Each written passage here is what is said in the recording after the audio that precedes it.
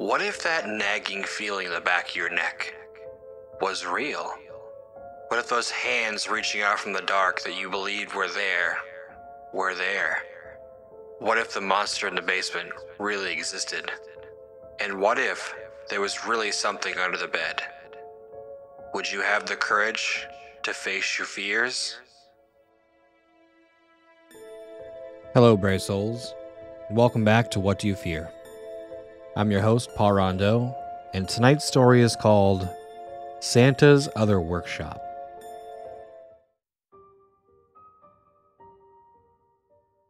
Perpetual darkness lingered at the top of the world. Thick ice, frigid air, and snow covered the lifeless mountainscape. However, the endless night did not go unchallenged. A single source of light illuminated the sky and drove back the darkness. Nestled between two snow-covered mountains, a little cottage sat with puffy, billowing smoke rising from its chimney. Ignoring the fact that the nearest civilization was thousands of miles away, to the casual eye, the house was simply a warm and welcoming home. Still, one might ask themselves, what an odd thing to find in such a bleak place. How could such a thing come to be? Like most things found on the North Pole, not everything as it appears. The land was unforgiving and cruel. It could take your life within minutes. Only a select number of creatures were given permission to live in this harsh and relentless wilderness. All others who entered this domain did it of their own accord, such as the residents of this tiny little home. However, these individuals were like no other, and with a little bit of magic at their disposal, they lived happy and joyful lives. At first glance, it would appear it was nothing more than a simple, ordinary home inhabited by an elderly couple who loved each other dearly. If this were your conclusion, you would be mistaken. In reality, a magical secret existed below, for the small house was much more than meets the eye. The little house was not just a home, but the tip of a mystical workshop hidden beneath the ice. For centuries, children around the world found joy from the efforts of the hidden workshop. All year round, tiny magical hands toiled and labored to create toys and playthings for all the good children of the world. Elves, the last of the magical creatures from old, dwelt within its walls and used their magical nature to create wondrous and joyful things for Christmas morning. 3 days after the winter solstice, the old man would put on his heavy coat and boots, take to the air, and deliver his Christmas joy to every last child. Like everything in the cosmos, there must be a balance. For every night, there must be a day. Every beginning has an end. And with every kind child, there was a naughty little boy or girl to be found. Far below the bright lights, singing, and happy elves creating and building new and fantastic toys, there was another workshop. There, the warmth of the hearthstones could not reach. While the purpose of the upper workshop was to bring happiness, the other was dark and sterile. It too had a purpose. It was here where the masses of cheap and easily broken toys were made. There was no love put into these objects. Never would a child's eyes brighten with wonder and awe upon seeing these gifts on Christmas morning.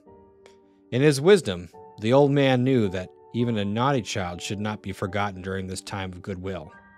However, the old man was no fool and had no desire to waste his resources on such an unsatisfying task. This responsibility was handed to the banished and exiled elves that inhabited the deepest bowels below the workshop, those with selfish hearts and greedy desires.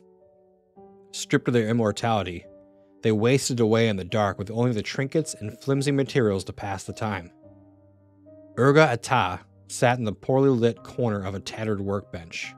His focus was entirely devoted to the old and worn piece of brass in his hands.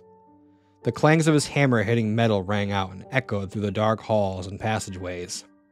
He pounded the brass sheet relentlessly until the metal slowly began to surrender its shape and bend to Urga's design. Suddenly, the hammer flew out of the mad elf's grasp. He examined his limp hand, trying to will it back into his control. Fury filled his heart as he watched the necrotic flesh slithe off his bony hand. He didn't have much time. His other hand was weak, but still capable of grasp. He reached into his toolbox and removed a long, warped nail and stabbed it into the back of his paralyzed hand. He pushed on the nail head until its tip broke through the skin and emerged through his palm. Immediately, the pain surged and shot up his arm. The thick and rigid tendons loosened within his hand, giving him temporary use of his digits once more. The elf picked up his hammer and resumed molding the shape of the brass plate. With each impact upon the brass, he poured his rage into his creation. How ironic that the product of his tireless work was meant for the ones he hated the most. His deteriorating body was fading fast. He possessed just enough magic to fuel the curse he would cast upon the object. When finished, his gift would be placed with the other junk toys and cheap trinkets. It would make its way to them, and find a child on Christmas morning. The curse will take hold and slowly begin tearing apart their lives. It will channel their essence back to him and reignite his immortality. The object would pass from one child, then to another, century after century. He had put just enough magic left to evoke his curse. Urga had once lived and worked above. Like any other elf before him, he loved nothing more than to create beautiful and wondrous toys and gizmos. However, in his heart, he wished he could keep some of his creations for himself. One day, his eyes fell upon a beautiful music box his friend Di Halala had created. The music box was extraordinary, meant as a gift for a king's firstborn. It was magnificent, crafted from oak wood. It bore an elaborate gold design on each of its sides. When opened, a figurine of 3 children danced hand in hand to a beautiful lullaby around a magnificent Christmas tree. Urga Ata had never desired anything more in his entire life. It filled his heart with jealousy. He became resentful that his precious and rare treasure would go to an undeserving human infant. The little girl didn't deserve it. It should go to him, he thought. So under cover of darkness, Urga slipped back into the work area and took the music box. Unable to sleep and anxious to put the finishing touches on his prized creation, Delilah decided to return to the workshop. To his surprise and shock, he caught the elf attempting to steal the special music box. Delilah was enraged, for greed and thievery amongst elves were extraordinarily offensive and not tolerated. Urga begged his friend not to report his transgression, but Delilah was unmoved by the pleas and turned to tell the others of Urga's crime. Desperate, Urga did the only thing left for him to do. He grabbed a hammer and brought it down on his friend's head over and over again until no more life remained in the broken body. Despite his meticulous efforts to conceal his crime, he could not escape the sight and wisdom of the old man. Humiliated and dishonored, the elf was banished from the workshop and his precious music box was taken from him and given to the little princess. Stripped of his immortality, Urga Ata was cast into the cold and dark corridors of the other workshop to spend his remaining days, never to create a beautiful thing again. As the seasons passed, his hatred for all children grew and ate away at his insanity. He gritted his teeth, knowing that the children of man were given everything and he had nothing. Hunched over his work, Urga feverishly worked to complete his masterpiece. He stared down at the anvil and hammered down on the brass. Each strike brought the faces of a child into his mind. It lives in warmth. The blunt hammer formed the metal into a hollow cylinder. It stuffs its face with sweets and treats. Stumpy legs were welded into place. It gets everything it asks for from Mummy and Daddy. A malformed head and crooked ears took shape. It gets anything its little heart desires. The brass surface was scrubbed of debris and grime. It gets everything it wants. Small turquoise stones were affixed to the brass body. I hate it! One glimmering ruby red stone was bound to the left side of the figurine's head. I hate it! Finally, a second red ruby was embedded in the surface of the face's other side. I hate them all. In the glow of the fire, Urga held up the brass figurine. It was a disturbing representation of a rabbit. Its body was of lattice crisscrossed brass strips, bejeweled with a pale blue turquoise stone at each intersection. Its head was malformed and gave the impression of a dead thing instead of a pleasant rabbit full of life. He placed the atrocious thing upon an open silver locket that contained a mirror on each of the hinged inner sides. With the rabbit figurine facing one of the mirrors, he carefully opened a vial that held a clear fluid. It was lymph. The lymph from an elf was a source of magic that flowed through their bodies, like that of blood for the second set of unique arteries found with its own circulatory system and pumped by a very special second heart. Only a few tiny drops fell out of the vial. It splashed onto the figurine and mirrored locket, illuminating them with a golden glow. Urga closed his eyes and spoke the words of wormwood in his elven tongue. The clear liquid turned black and stained the surface of both the rabbit statuette and silver locket. The glow turned a deep purple and slowly faded. Pleased with the outcome, he gently placed a cloth over the object, without making eye contact to obscure it from sight, and ever so carefully placed it into a small box decorated with holiday cheer. Finished with his work, Urga turned to leave, pushing past the corpses of several elves hanging upside down from the support beams of the other workshop. Their lifeless bodies drained completely of every last drop of magical lymph from slit throats. Urga's calculation had been correct. He had just enough magic to fuel the curse placed on the object. The mad elves smiled and began to laugh. For the first time in a very long time, Urga Ata's heart filled with anticipation at the approach of Christmas morning. The little girl sat in a large pile of torn wrapping paper from the many gifts she had found under the Christmas tree.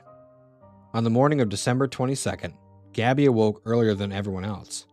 She went downstairs and glared at the many presents that continuously tempted her. It was as if they teased and mocked her every time. She looked at the colorful and beautiful wrapping paper. She would receive such a terrible scolding from her parents, but she couldn't wait any longer. At first, it'd only be one gift she opened.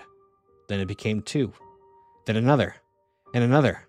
Before she knew it, all of her presents had been opened. Despite getting everything she asked for, the desire for more still was not satisfied. When Gabby stood, a small gift next to the base of the Christmas tree caught her eye. She could have sworn it had not been there before.